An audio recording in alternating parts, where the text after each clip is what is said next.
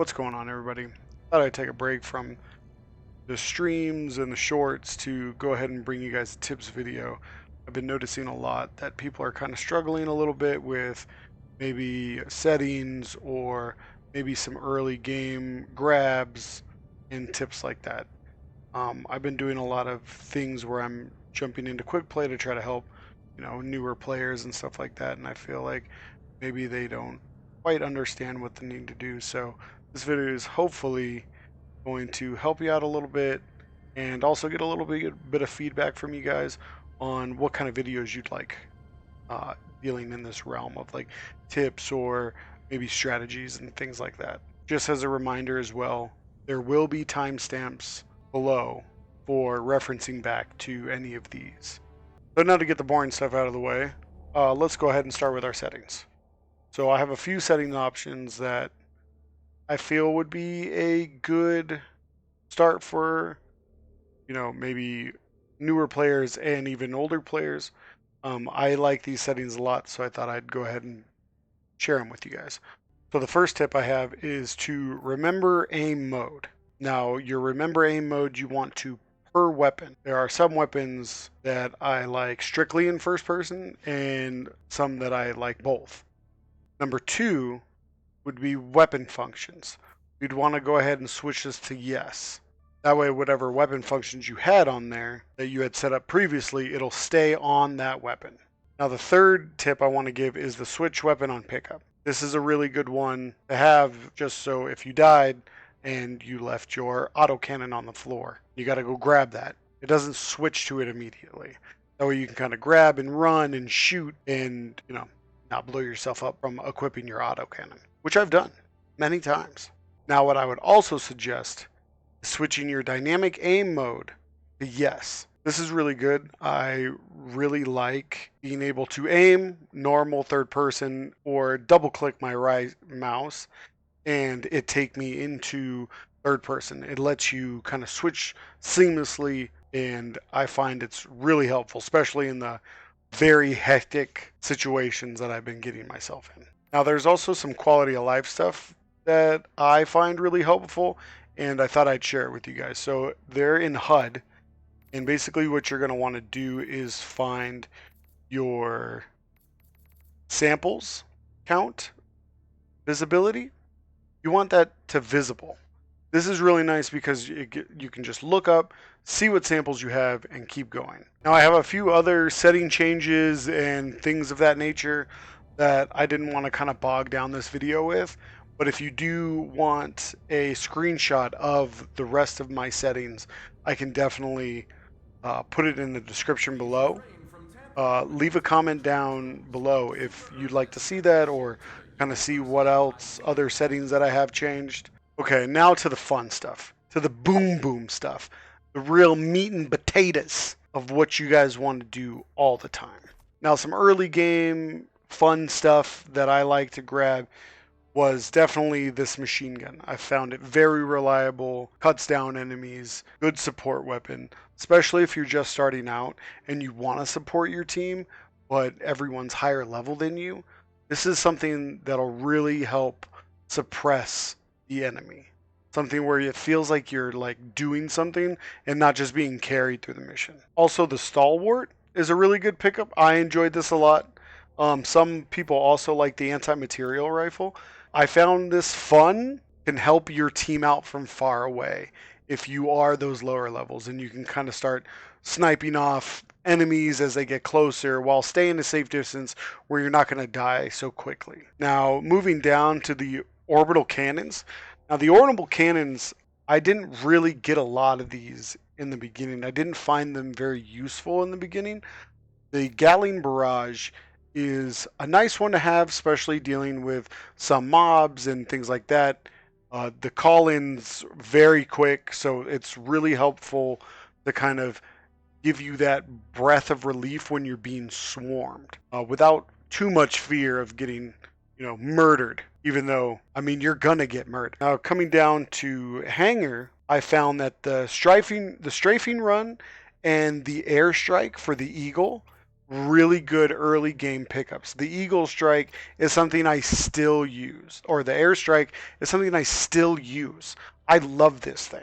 I'll usually bring the Airstrike depending on what my team's loadout is, really. Like if someone's already bringing it, or if we have other things, I might bring something else. But this thing is a real staple, even when I'm doing later game stuff. Now, coming down to the bridge, the orbital precision strike is still one of the only ones I've got from the bridge.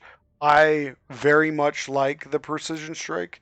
It allows you to do single hit targets, it helps you take out bug nests, helps you take out factories. It's really good, really helps the team.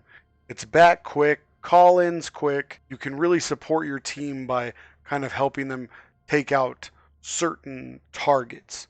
I find this one really nice. I still use this one. Now, coming down to the engineering bay, the anti-personnel mines are just fantastic. They are offensive and defensive. I can throw one of these anti-personnel minefields into a group of enemies, let it drop on them. There's mines everywhere. You can throw another grenade and set them all off and kill a mob. And just for defense missions, just kind of aerial denial, it is amazing. Super fun, super cool, and who doesn't like explosions? Also, the supply pack and the grenade launcher are so good. I mean, the grenade launcher speaks for itself on taking out bug nests. It's really nice. You can take them out from a distance. You can do drive-bys on the bug nests while you're being swarmed and take these things out. Really good way to support your team, especially if you're a lower level. If you're a lower level, you can kind of just be like, hey guys, I can take out bug nests. Just cover me. Just do your best to keep the swarm off of me, and I'll go around and take out the bug nests. Same thing with the supply pack. Another great early game support, even into late game. I mean, having a guy running a supply pack is amazing. Okay, just the ability to run up, supply your friends, supply yourself without being too worried about like calling it in and doing that. Like it's just so good. And coming down here to the robotics workshop, the machine gun sentry and the Gatling sentry. Unfortunately, I haven't bought this one yet, but it is phenomenal. My friends use it. That's one of the reasons why I don't have it is usually in my team, somebody's already got it. And it is great for rank and file enemies to keep them off you. I mean, any of the sentries are really good, but both of these definitely feel comfortable in picking up and grabbing. And remember, guys, these are just my suggestions. If there's something else you want, or you think is cool, or looks fun, or you feel is going to do a better job at a certain thing that you need, I say get it. These are just suggestions. This is to get you on a path of thinking group mindset, right? You're supposed to be playing with your friends or randoms and going off of what they're bringing and supporting the team like that, having certain roles, right? So this is just to help you get in that mindset. You don't have to pick any of the things I suggested. And you can go with anything else that feels good to you. That's the beauty of this game, is whatever feels good and what's fun to you, use it. Use it and have fun. Just have fun with it. These are just my suggestions. These are just some tips to kind of get you into that mindset and get you into that. Now, I've got some big tips that I'm kind of saving for the end of this that are just general tips.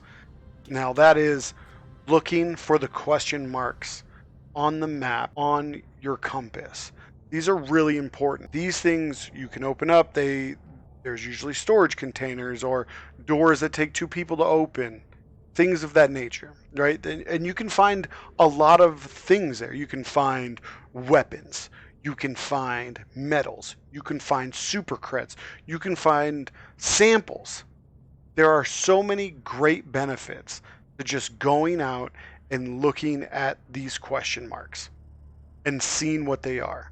And I don't know about you, but I love super creds. I bought the entire battle pass with just the super creds that I got from the free battle pass and the stuff that I found. Like, they give you these super creds for free. Why wouldn't you just go out of your way a little bit and look for them? And medals. Everybody needs medals. We all need medals. Just go and check it out. You might find medals. You might find 2. You might find 3. They're great. And samples. Everybody needs samples. If you're playing the game and you're leveling up anything at all, the samples are extremely important. Just stop real quick, you and a buddy, go check out a question mark and get some free stuff. Why not? Go get it. No reason not to. Also, another big tip is to learn the missions and how they work.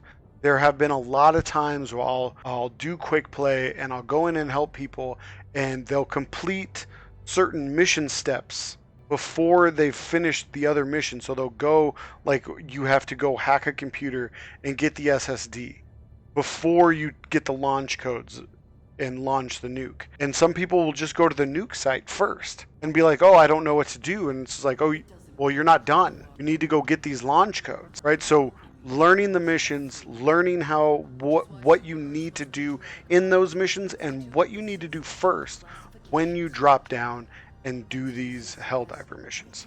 It's really helpful. It helps planning the map and traversing the map efficiently, makes your runs a lot smoother once you know how to handle the missions. So that's it, guys, for my tips for beginners and whoever, just tips in general. I really hope these help you guys. This is my first video like this. Please leave a comment in below if you would like more tips and kind of more suggestions on how to do things. I'm also going to be coming up with builds, and they most likely won't be solo builds. They're going to be strategic roles in your team that all teams would like to have. Support roles, grenader roles, tank roles, things of that nature. Comment down below if you guys would like to see those, or subscribe if those are the type of videos that you like. The subs and the likes are most appreciated. I'm very new at this and I'm really trying to build this channel. So please give me your feedback. Let me know what's going on. Definitely open line of communication between me and you guys. Definitely want to bring things that you guys are going to find useful and beneficial to playing the game. So with that out of the way, thank you guys. I hope you had a good time. I hope you guys learned some stuff. And remember, spread democracy, one bullet at a time.